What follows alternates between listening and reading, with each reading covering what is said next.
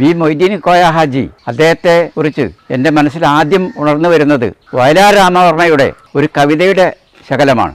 വയലാർ പറയുകയാണ്, നാഴി നെല്ലിനും 4 കീറ് തുണിക്കുമായി കുഞ്ഞുമക്കളെ വിൽക്കുകയാണ് നെഞ്ചു കീറുമ അമ്മമാർ. ഈ സാമൂഹ്യാവസ്ഥ നിലനിന്നിരുന്ന കാലത്ത് കുഞ്ഞുമക്കൾക്ക് അന്നവും വിദ്യയും നൽകി അവരെ കൈപിടിച്ചുയർത്തിയ ഒരു മഹാനായ വ്യക്തിയായിട്ടാണ് എനിക്ക് മൊയ്തീൻ ഹാജിയെ ഓർമ്മിക്കാൻ കഴിയുക. മൊയ്തീൻ ഹാജിയുടെ കാരുണ്യസ്പർശം കൊണ്ടാണ് ഞാൻ ആദ്യമായിട്ട് അധ്യാപക ജോലിയിൽ പ്രവേശിക്കുന്നത്. 1968 ഒരു 6 മാസക്കാലമേ എനിക്ക് ആ സ്ഥാപനത്തിൽ ജോലി ചെയ്യാൻ പറ്റിയുള്ളൂ.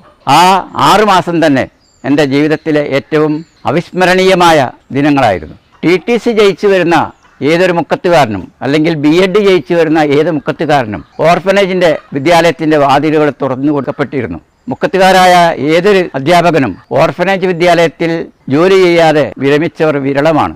എൻ്റെ ഭാഷയിൽ പറഞ്ഞാൽ അദ്ദേഹം മുക്കത്തുകാരുടെ പ്രാതസ്മരണീയനാണ്. ആദ്യമായിട്ട് ഓർക്കേണ്ട വ്യക്തിയെയാണ് പ്രാതസ്മരണീയൻ എന്ന് പറയുക. 1981 കോഴിക്കോട്ടെ പൗര